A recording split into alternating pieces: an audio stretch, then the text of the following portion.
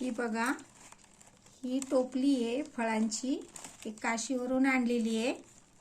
या टोपलीला ना 60 वर्ष पूर्ण झालेत आणि फळांना सुद्धा। हे बघा, मी तुम्हाला फळं दाखवते।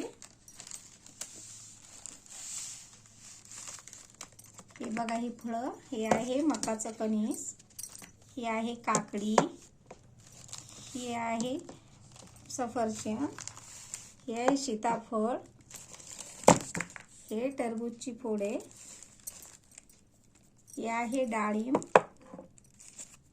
हे आहे मोसंबी, हे आहे खरबूज, हे आहे संत्री, हे आहे पेरू, हा आहे आंबा आणि ही आहे केळी।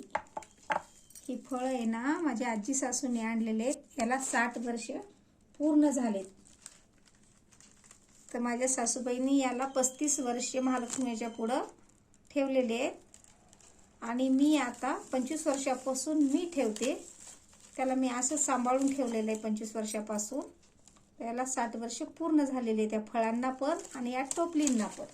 हे बघा, टोपली बरोबर फळांच्या मापाची आहे, ते तुम्ही बघू शकता।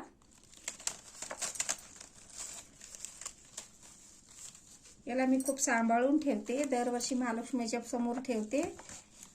महालक्ष्मी झाल्यानंतर परत या टोपलीमध्ये व्यवस्थित ठेवते। आज मी 25 वर्षापासून याला जपून ठेवलेलं आहे आणि याच्या पुढे पण मी माझ्या मुलींना सांगणार आहे, या फळांना खूप सांभाळून ठेवा, जपून। कुठली पण वस्तू कशी सांभाळून ठेवली तरच व्यवस्थित राहते, ती कुठलीही वस्तू असो।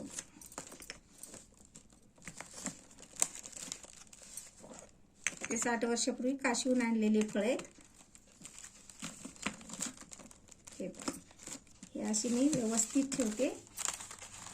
हे बघा, कसले हे आत्ता तयार केल्यासारखे फळं दिसतात, पण याला 60 वर्ष पूर्ण झालेले आहेत। हे टोपली याच्या मापाचीच आहे।